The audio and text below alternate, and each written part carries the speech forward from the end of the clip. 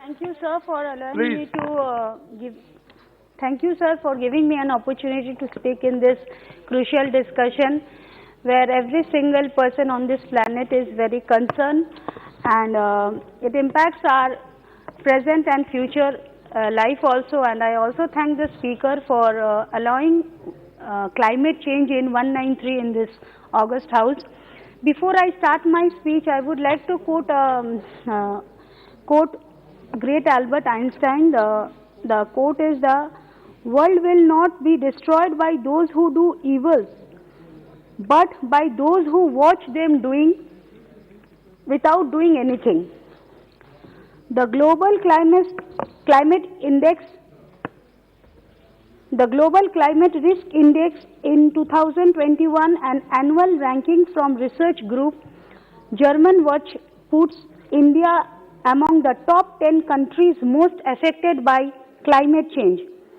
In 2020 alone, India suffered its worst. Three cyclones, a nationwide heat wave, and flooding that killed thousands of people and forced them to migrate from one place to another. Climate change brings about shift in natural vegetation, thereby deteriorating the forest. The uncertainty of rain disturbs the crop pattern.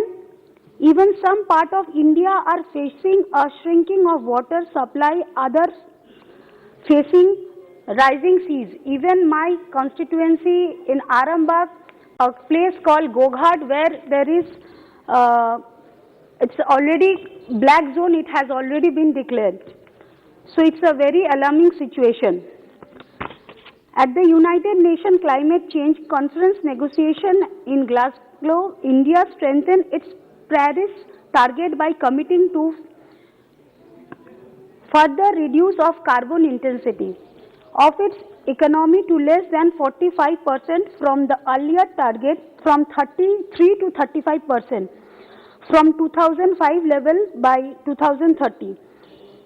Increase non-fossil energy capacity to 500 GW by 2030, formalizing India's earlier renewable commitment, and reduce India's total project carbon emission by 1 billion ton from now 2030.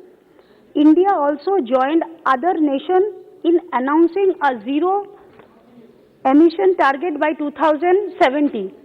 I want to know the roadmap, what the government is thinking about. I would also like to know from the minister whether government have any plans to undertake any field survey to determine, identify the total area, land availability in the country for afforestation, and field survey could provide a necessity data to the state government to chalk out the necessary strategies for taking up afforestation. A rise in extreme weather events in India, from like drought, floods, to heat wave, to hailstorm, is a very alarming situation. And the poorest forces abandon their home, land, and livelihood. Many of India's poorest people, such as small farmers, are finding hard to crop this type of situation. Even due to heavy rain and cyclone by Javed, which was caused a large scale damage to the standing paddy and the other crops in my West Bengal, even the southern district of West Bengal, including my Arambagh Lok Sabha district, where the Yash cyclone and flood in 2020 have already caused enough damage to the farmers, and it is really very alarming situation, because at least 4 lakh acre of land in West Bengal, where 10 lakh farmers are growing this potato and paddy crop. One minute, sir. They are facing a great problem.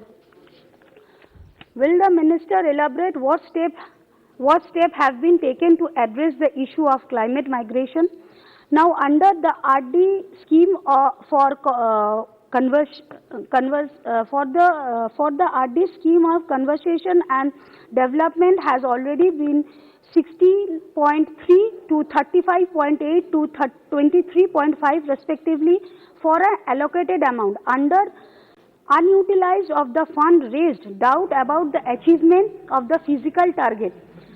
And the India has, though before being member of parliament, I was